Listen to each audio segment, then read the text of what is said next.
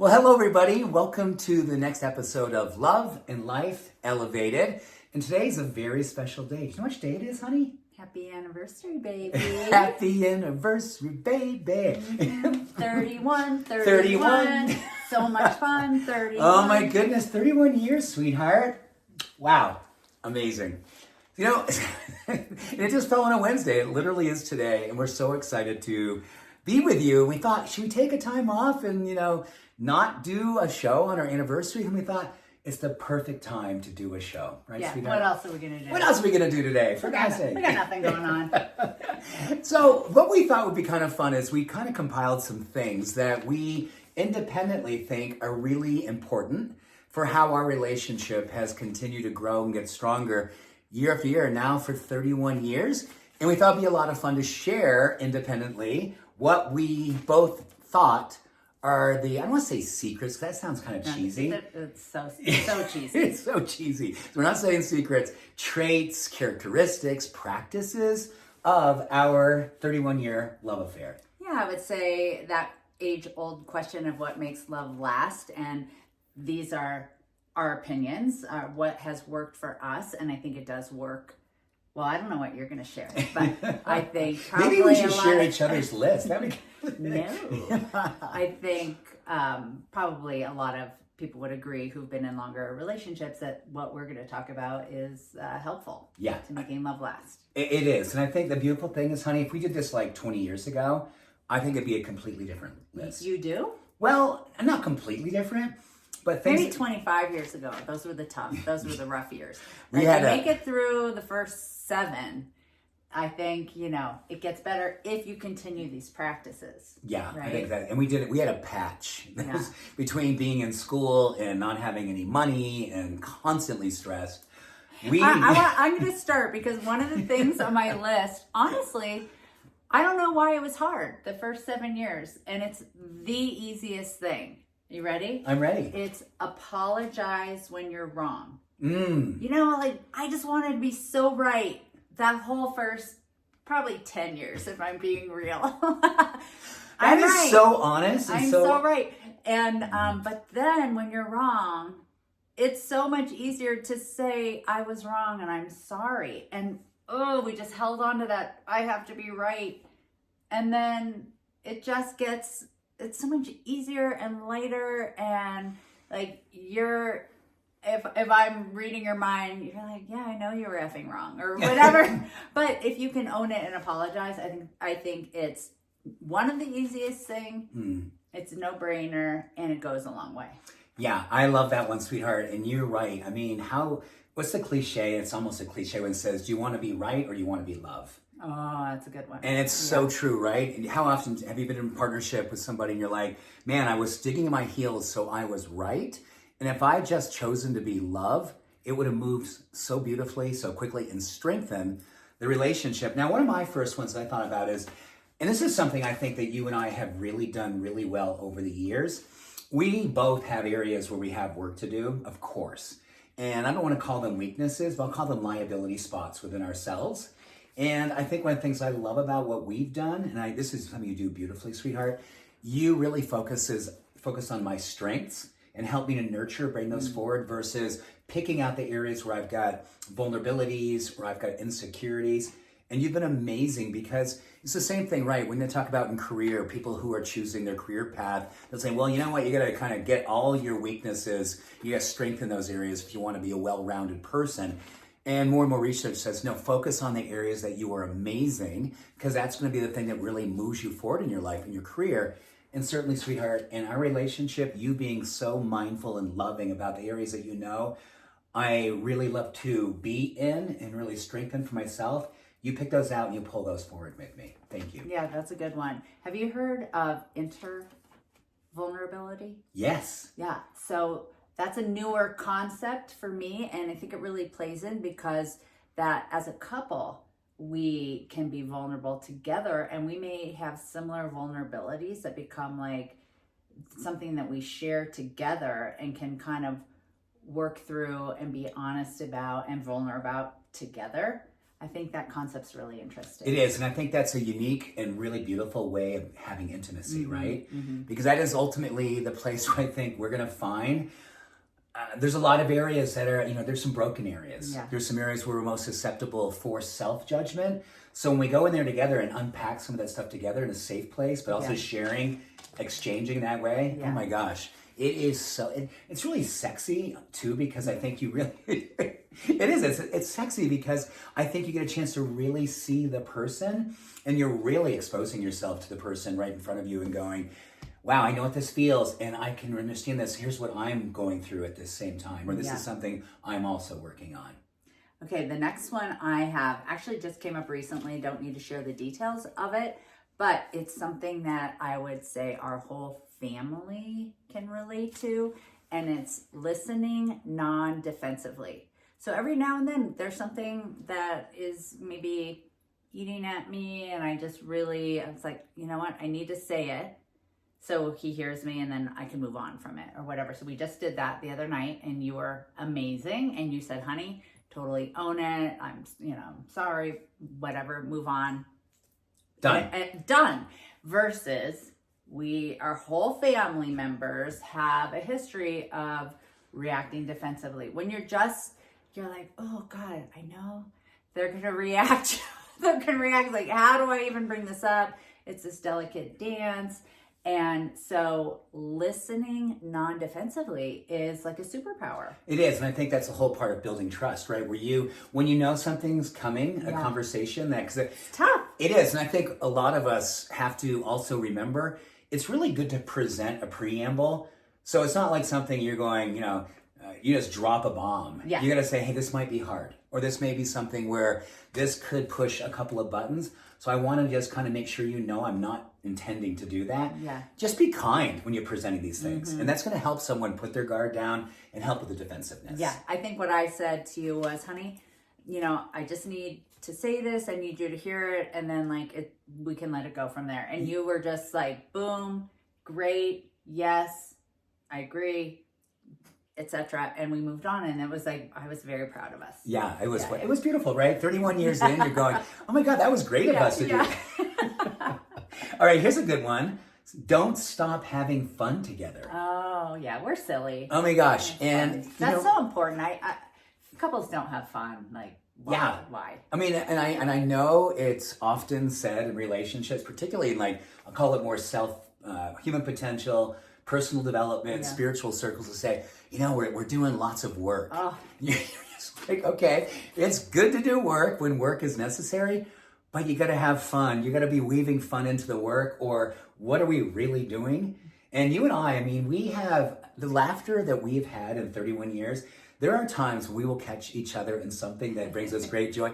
And it's not just laughter, it's the belly quaking, eyes watering. And when we do that together, I think that's the most beautiful exchange of energy we ever have. Yeah. And because one of the things I remember falling in love with you immediately in the very beginning, your laughter and your smile. I found those to be the most attractive qualities, and I love them just as much today. I just love them. Oh, thank you. I just got a great flashback. We don't need to tell the story, but falling down and laughing on the trail. Oh my gosh. With our kids.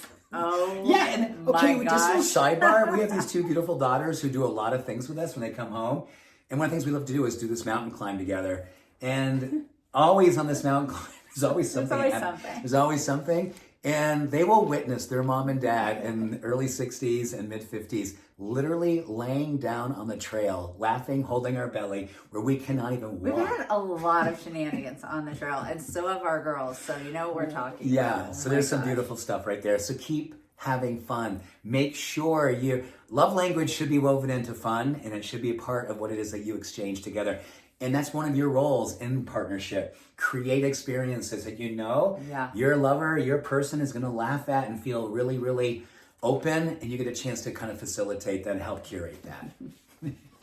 Okay, my next one is to have a vision for the life that you're creating. So I'm a huge fan of making vision boards every year, maybe twice a year. I like to have a kind of a visual out picturing of what I'm wanting to call into my life. We have done that for years together, where we've either at the same time made our own vision boards, but we've also made one together. And what's so awesome about that is every time we've done that, almost everything on our board has outpictured in our life. But if you have a vision that's like, oh, I want to live in this mansion in the metropolis and all of this, I would be like, oh, I'm not sure this is going to work. But I'm thinking I thought you were my person, but maybe you're rural not. farm with rescue donkeys. And you're like, what? I'm thinking penthouse on Fifth Avenue, you know. Actually, I'm the rescue donkey in the middle of nowhere guy. See, that's why we've co-created that vision. And like, I'm such a wannabe homesteader. I have a long way to go. But we share that vision, and it's really important for a long-lasting relationship. Yeah. Yeah. I love that one, honey. And this is I spoke about just a moment ago, but I want to kind of develop this with you because I think this is great. Choose to be attracted to your person. You know, and I think that one of the things we have to understand that in a new relationship, dopamine is running your life. And dopamine is, everything's exciting, everything's sexy and awesome and amazing, and you can't get enough of your new person. Well, you know, after 31 years, dopamine is not necessarily playing the same role unless you absolutely get clear about the things that you really love about your person. And then, according to this research, this is great, really choose to be attracted to it. Choose to find love for it. Choose to be appreciative of it.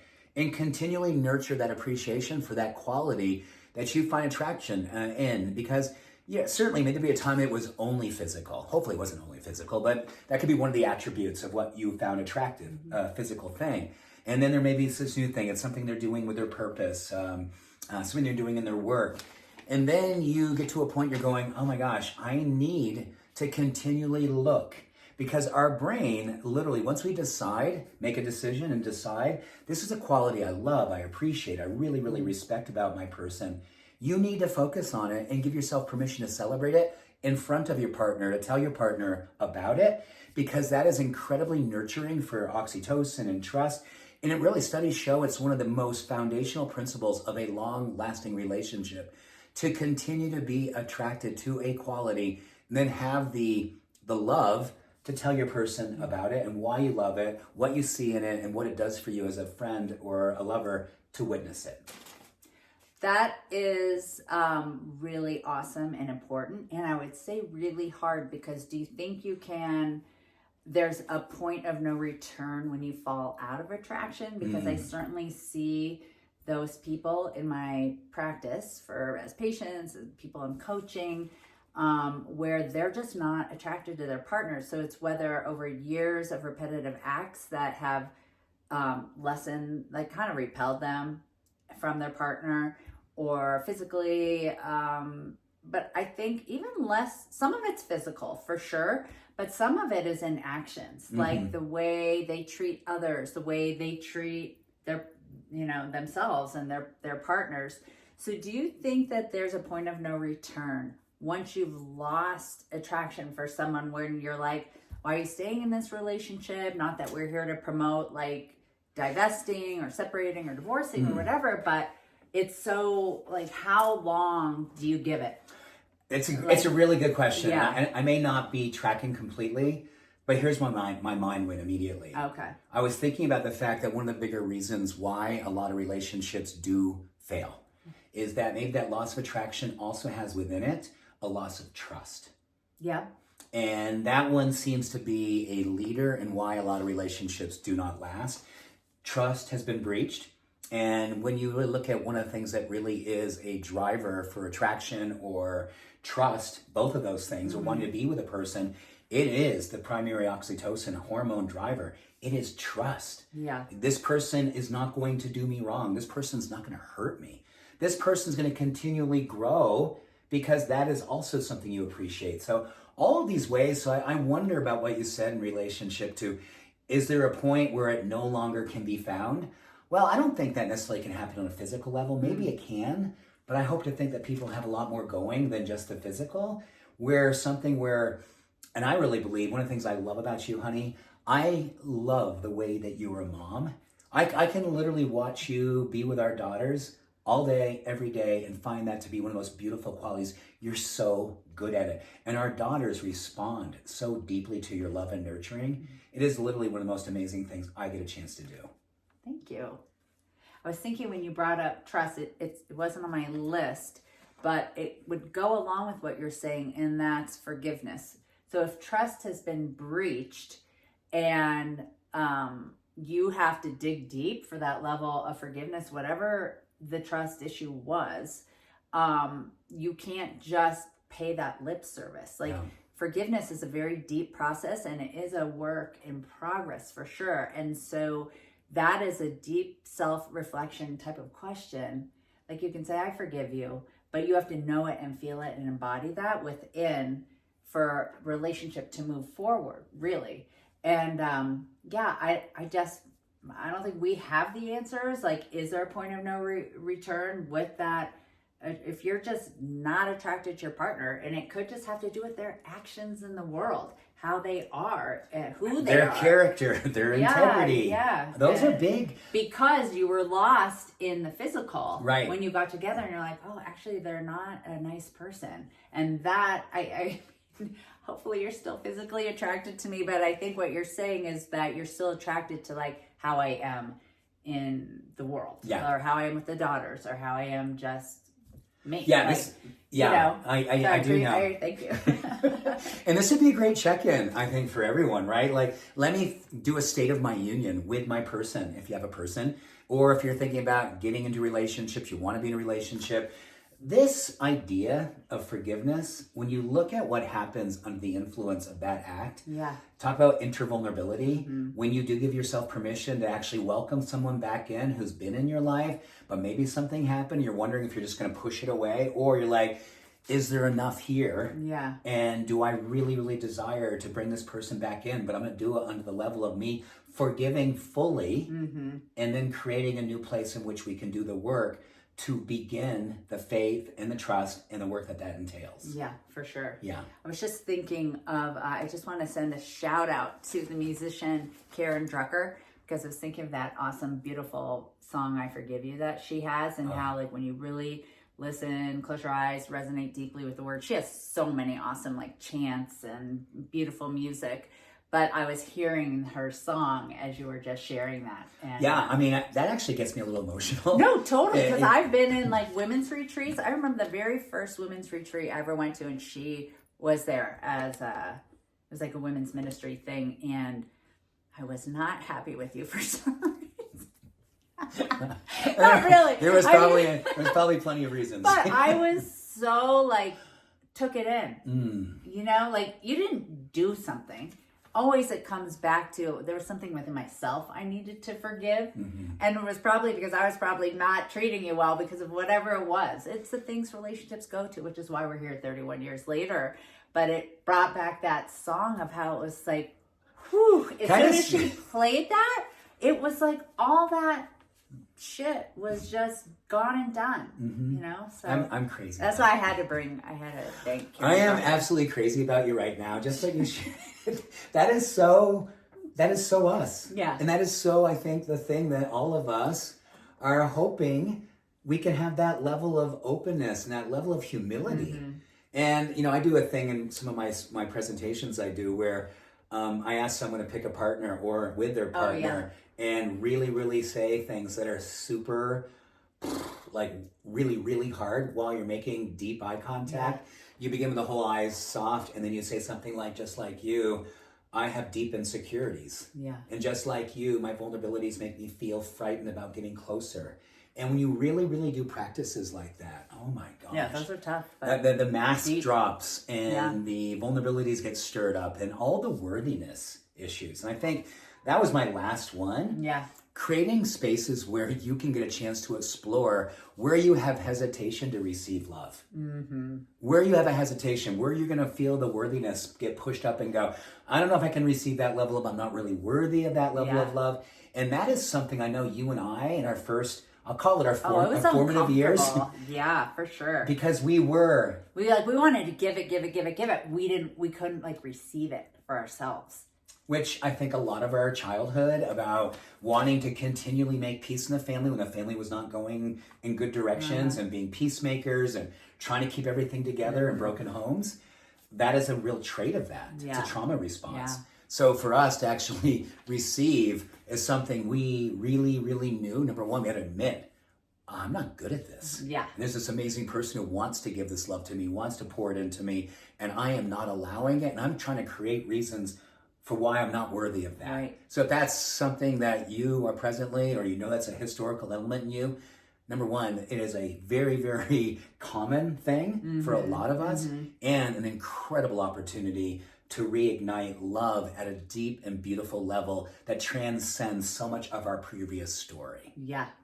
Because I perceived it as you trying to rescue me, and you perceived it as me mothering you or smothering you, instead of just like, oh, I can receive this much love. But we had to be like, well, I'm going to find an excuse for not receiving it, right? I don't need rescuing. Right? And so forth. Yeah, I got this. Yeah. I'm good. Yeah. Yeah. Well, my very last one is co-creating relationship culture, like creating our own culture of relationship. And I feel like the way we've done that is with our morning nature walks. Like that is so important. That's our going to church every morning. It was going to church and creating community there. It is our family and our children, our animals. By the way, guys, we have a new puppy, so he's taking. We'll put him in the chat. We'll send you pictures, or we'll take pictures.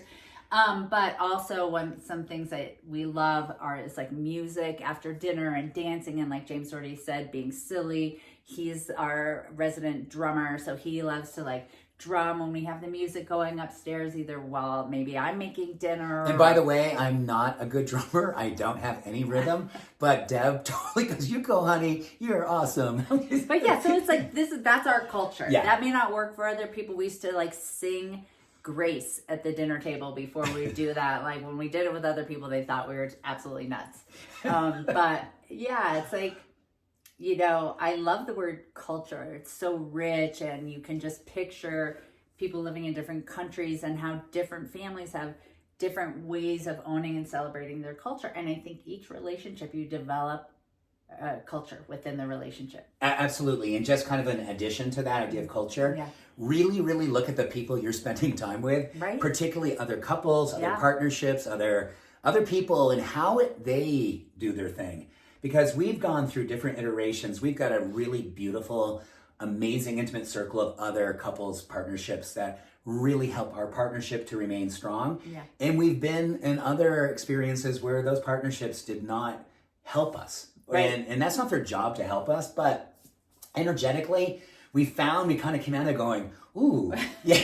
Like, whoa. Are we like, what happened? Like, where did that energy shift?